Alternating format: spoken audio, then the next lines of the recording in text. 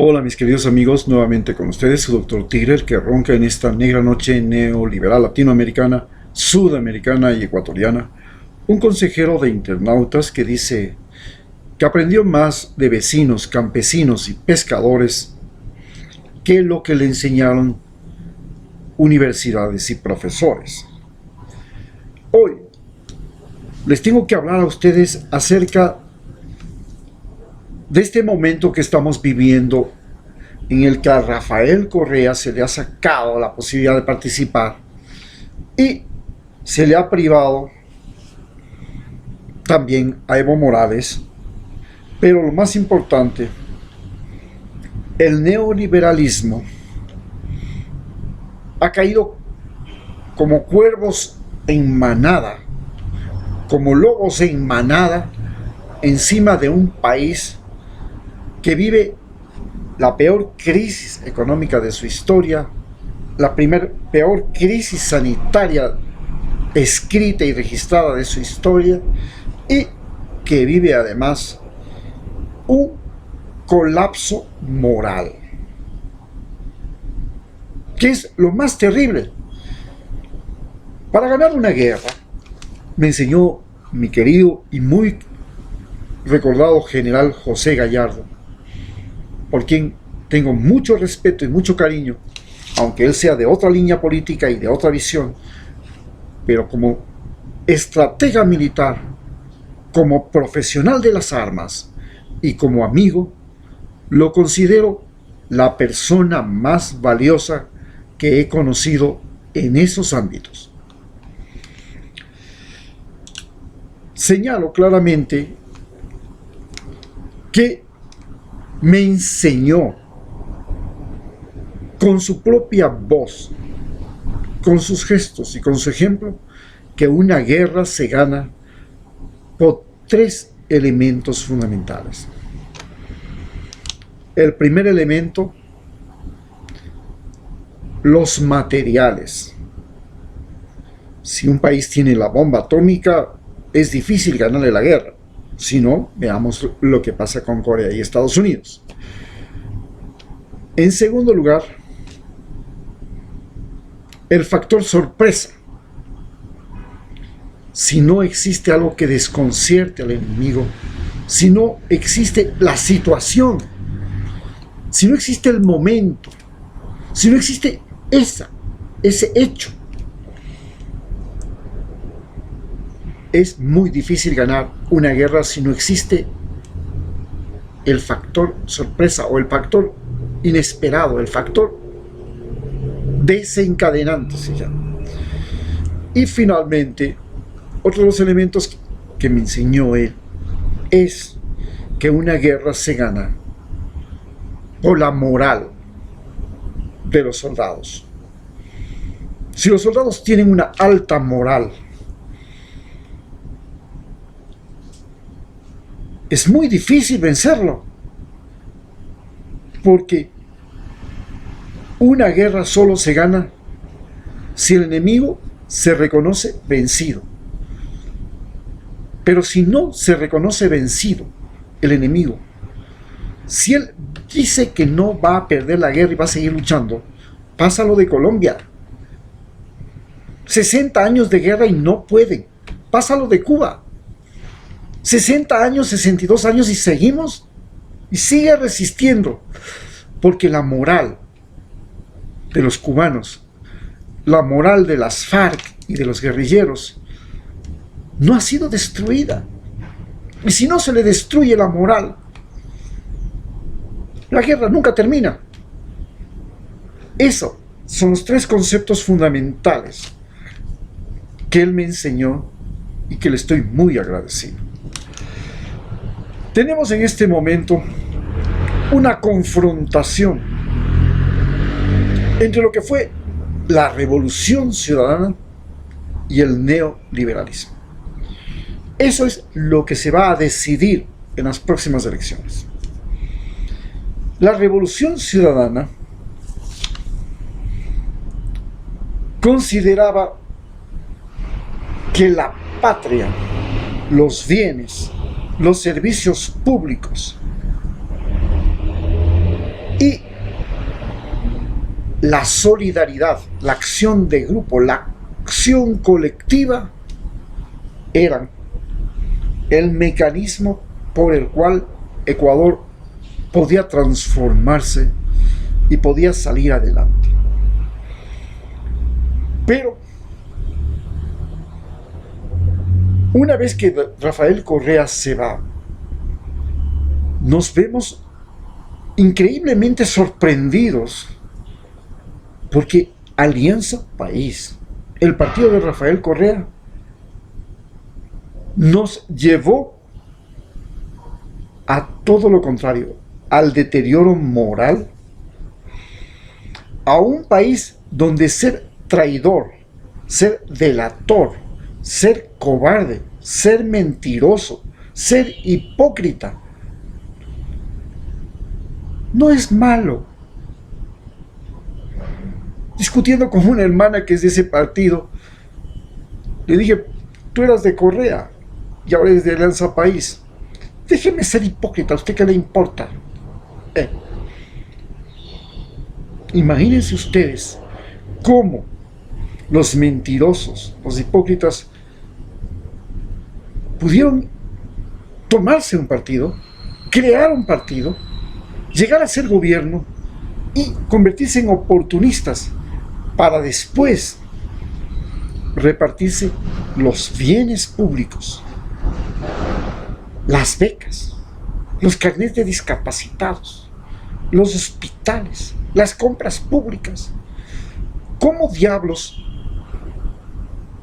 se creó este trastorno social, esta gente, esta gentuza, que quieren ser todavía más candidatos y todavía se alían con la cleptocracia, los ladrones aristócratas de Guayaquil, y con la mitocracia, toditos esos leguleyos de las universidades de Quito, toditos esos teóricos revolucionarios de cafetín, para crear este colapso que vivimos ahora. Porque la pandemia también les llegó a Paraguay, también les llegó a Uruguay, también les llegó a Costa Rica, también les llegó a Cuba. ¿Y por qué diablos allá no pasó lo que pasó aquí? Y tenía que ser en Colombia, Perú, Ecuador, los tres países más neoliberales de la costa del Pacífico, junto con Chile, los que tenían que venir, pasar la que la pasaron y sufrir lo que estamos sufriendo. Hemos tenido que sufrir la muerte de hermanos, de amigos, de gente conocida, gente que ha trabajado con nosotros, que ha comido con nosotros, que ha vivido en nuestra casa, con la que nos hemos visitado, con los que hemos abrazado, la hemos visto morir. Y no lo han visto los paraguayos, y no lo han visto los uruguayos, y no lo han visto los costarricenses, y no lo han visto los cubanos.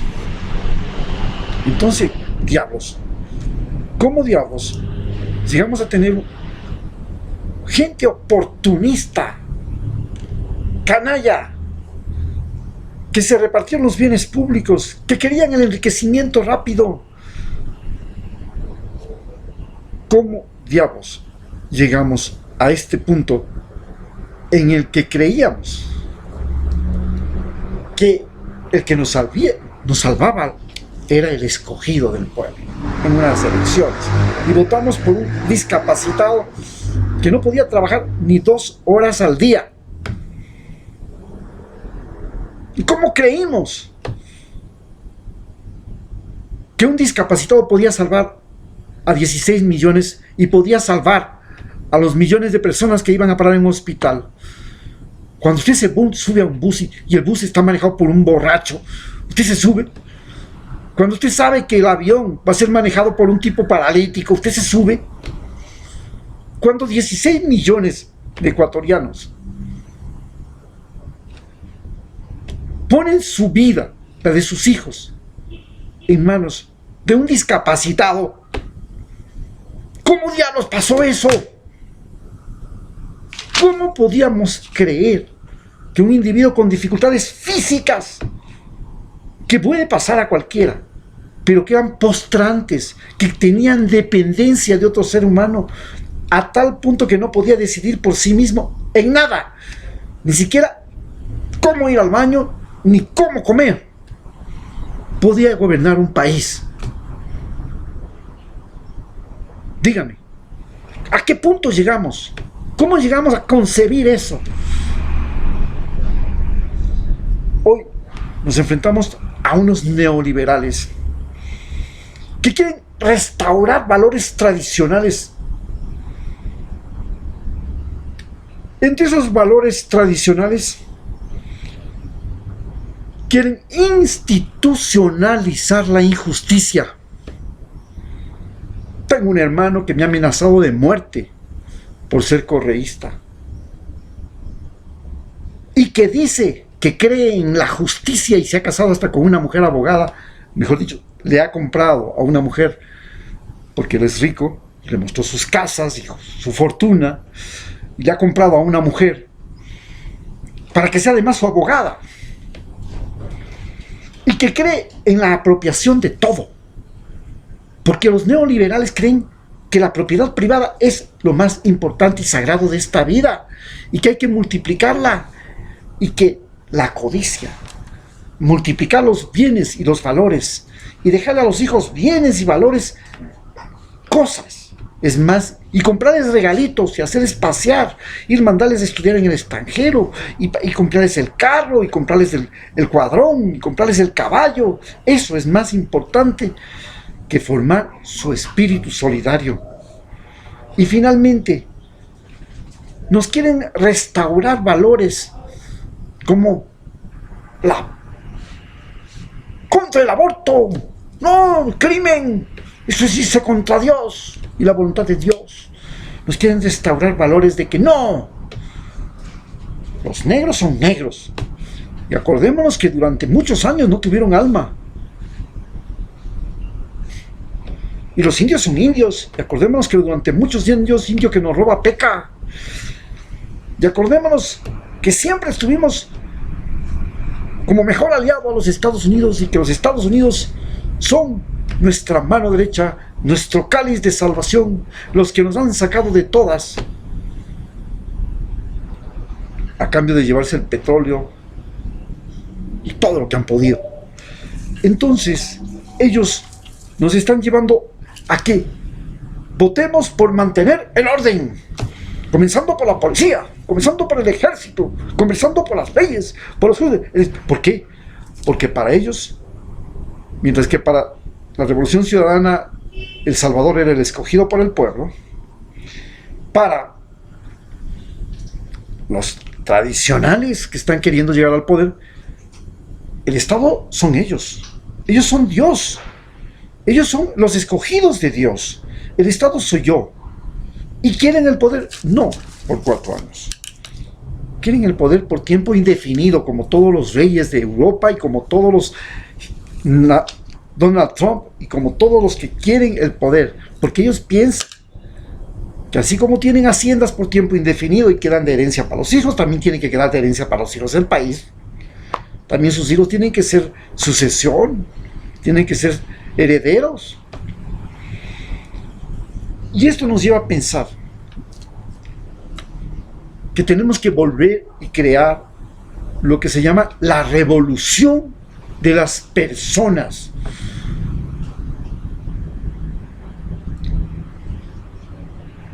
Mucha gente vive, yo he vivido por mis conocimientos como médico, salvando vidas.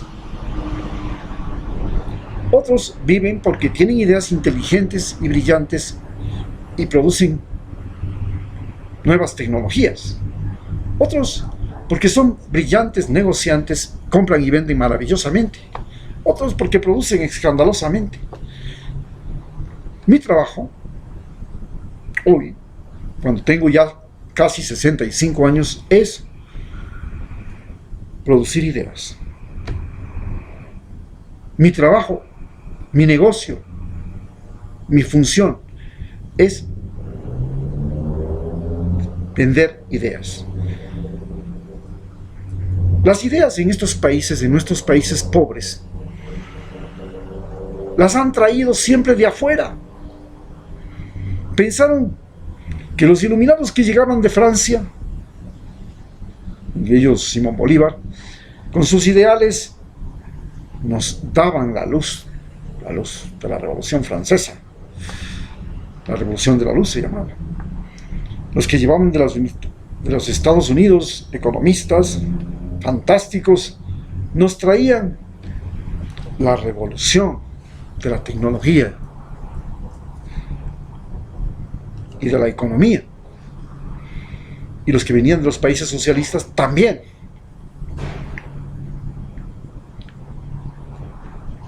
Siempre vivimos, como se llama, porque alguien nos dio pensando. Alguien nos enseñó a absorber soluciones porque nos creíamos incapaces de crear nuestro propio modelo de desarrollo, nuestra propia forma de ver el mundo, nuestra forma propia de existir. Como les he repetido siempre, soy un médico que trabajo en la Amazonía, en la selva, en las montañas de los Andes y en la costa del Océano Pacífico. Y les he dicho que a mí me enseñó mi pueblo más que los libros y los profesores. Y a partir de eso, señalo que estamos en el camino de crear una nueva ideología que debe ser la que debe emerger desde la mitad del mundo para cambiar nuestra manera de vivir y la forma como el mundo nos ve. Y esa ideología se llama la revolución de las personas, porque hemos visto que la revolución ciudadana nos dio ciudadanos que habían sido unos grandísimos hipócritas, unos grandísimos traidores, unos grandísimos cobardes y unos vendepatria. Que la revolución liberal del capitalismo nos dejó banqueros que se apropiaron del poder, dueños de medios de comunicación que se apropiaron del poder, dueños de partidos políticos que se apropiaron del poder y que nos hicieron perder las 3/4 partes de nuestro territorio continental y hasta la moral. Hoy tenemos que pensar que tenemos unas elecciones que ya van a ser fraudulentas y que solamente son el detonante de lo que se viene, y que tenemos que creer en la revolución de las personas. Y tenemos que entender que la persona es alguien diferente del ciudadano. La persona es el individuo que tiene personalidad. ¿Qué es la personalidad? Por si acaso, estudié medicina y psicología médica y sé lo que es la personalidad definida científicamente. Pero les voy a dar exactamente mi definición de lo que es personalidad. Es la capacidad que tiene usted, yo, el niñito, el vecino, el indio, el negro, el blanco, el todo, de decidir por sí mismo en todo. No esperar a que venga un mequetrefe que llega a ser jefe suyo, director del Seguro Social Campesino de Esmeraldas, y que le dice lo que tiene que hacer.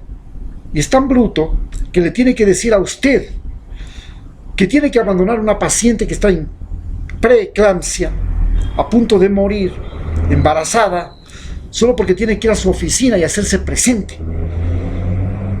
Se le quiere ser bien bruto, ¿no? Y uno tiene que estar sometido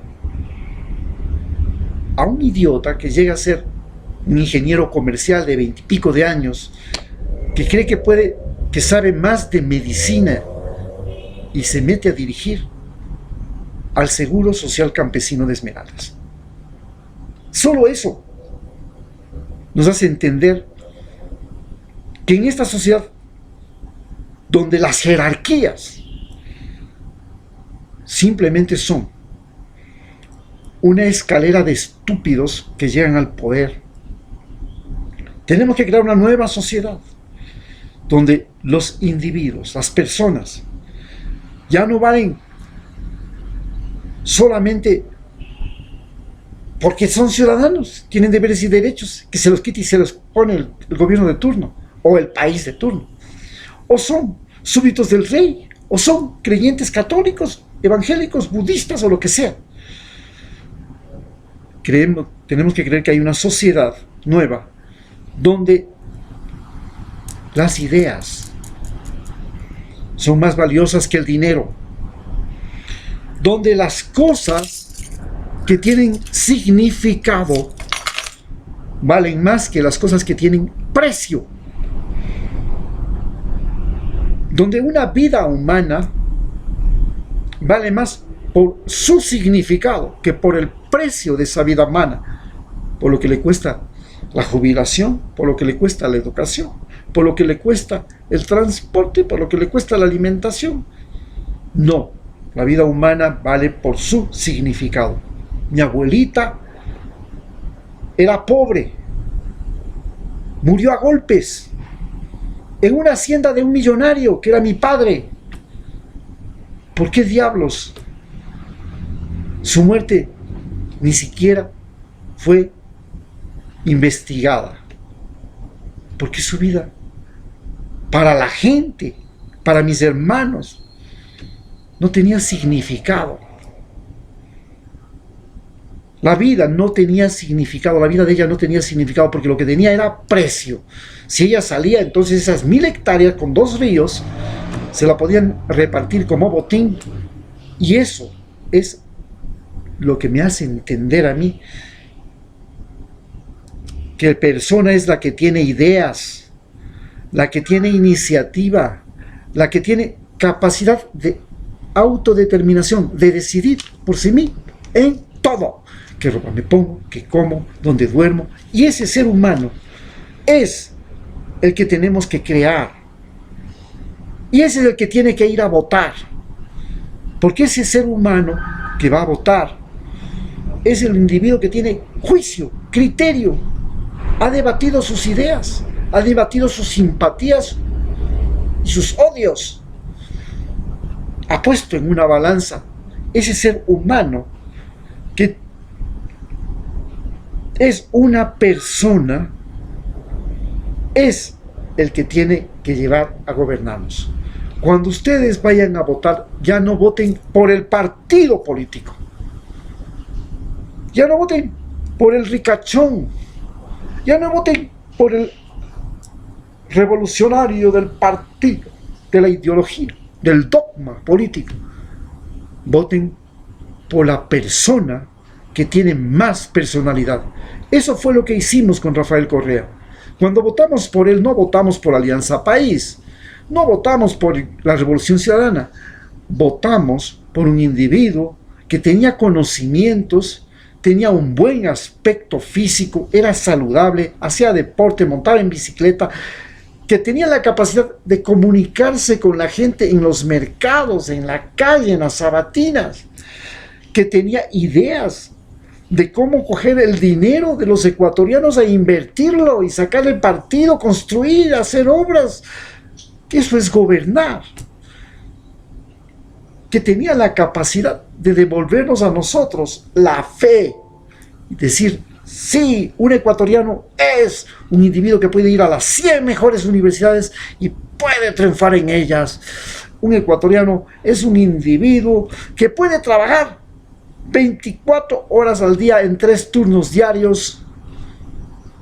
Los ecuatorianos podemos cambiar un país trabajando día y noche, 7 días a la semana. Algo que era inaudito. Votamos por una persona Y eso tiene que entender Rafael Correa. No votamos por Alianza País y esa cuna de hipócritas, traidores y todo que sabíamos. Y todo el mundo se lo señalaba con el dedo. Hoy, ustedes cuando vayan a votar tienen que escoger a la persona que tenga más conocimientos, que presente mejores ideas, que tenga más iniciativa. No por el ricachón, no por el enviado de Dios que se pone de rodillas, no por el revolucionario que dice, vayan a morirse, que yo me quedo acá atrás. No, tenemos que cambiar eso y votar por alguien diferente. Muchas gracias.